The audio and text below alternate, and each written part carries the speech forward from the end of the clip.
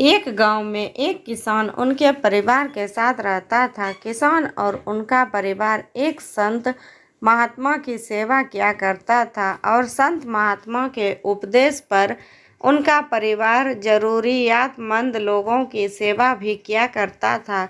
उनके परिवार में सभी लोग प्रेम भाव से रहते थे, लेकिन उनका एक बेटा था जो कि दोनों पैरों से अपाहिज था।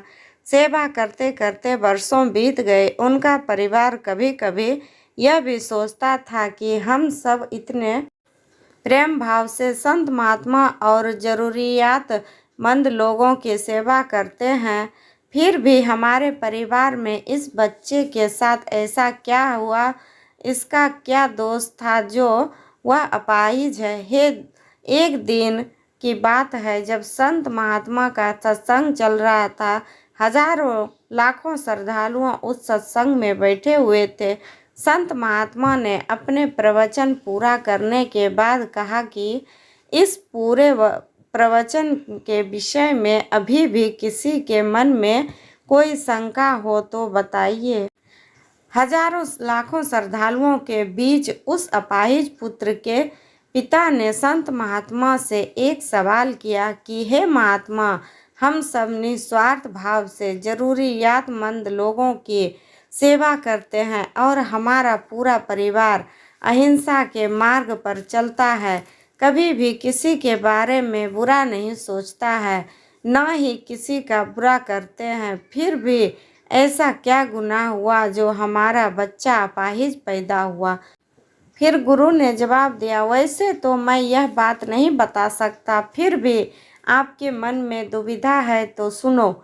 यह जो बच्चा है जो दोनों टांगों से बेकार है, पिछले जन्म में एक किसान का बेटा था। रोज खेत में अपने पिता को दोपहर में भोजन का टिफिन खेत में देने जाया करता था। एक दिन उसकी माँ ने उसे दोपहर में 11 बजे खाना लगा कर दिया और कहा कि बेटा खाना खाकर पिताजी को टिफिन देकर आ। उसकी माँ ने खाना परोसकर थाली में रखा कि इतने में उसके किसी दोस्त ने आवाज़ लगाई तो यह खाना वहीं छोड़कर अपने दोस्त से बात करने बाहर चला गया। इतने में ही एक कुत्ता घर में घुस आया और उसने थाली में मुंह डाला और रोटी खाने लगा। लड़का जैसे ही घर वापस आया और कुत्ते को थाली में मुंह डालता हुआ देखकर पास ही में एक लोहे का बड़ा सा डंडा पड़ा हुआ था, उसने यह भी नहीं सोचा कि खाना तो जूठा हो चुका है। फिर बिना सोचे समझे उस कुत्ते की दोनों टांगों पर इतनी जोर से लोहे का डंडा मारा कि वह कुत्ता अपनी जिंदगी में जब तक जिंदा रहा दोनों पैरों से बेकार होकर घसीटते घसीटते जिंदगी जिया और तड़प तड़प कर मर गया। यह उसी कुत्ते की बद्दुआ का फल है जो इस जन्म में यह दोनों टांगों से अपाहिज पैदा हुआ है। संत महात्मा ने कहा, पुत्र, इस संसार में इंसान को अपने अपने कर्मों का फल भुगतना ही पड़ता है।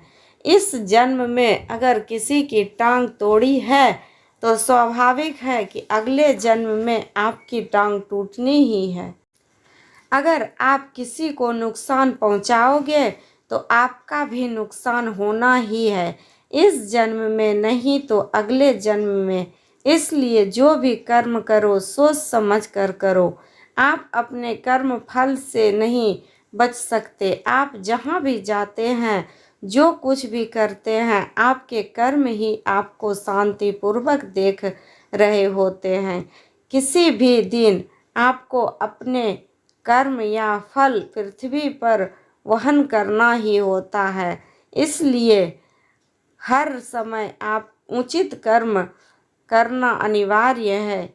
भगवान श्री कृष्ण ने गीता में कर्म को प्रधानता देते हुए यहाँ तक स्पष्ट किया है कि व्यक्ति की यात्रा जहाँ से छूटती है अगले जन्म में वह वहीं से प्रारंभ होती है।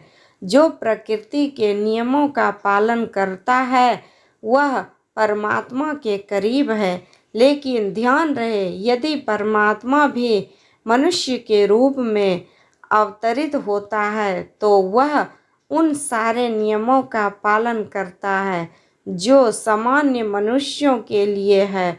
इस जन्म या अगले जन्म में हर बुरे कर्म का प्रतिफल निश्चित रूप से भोगना पड़ता है।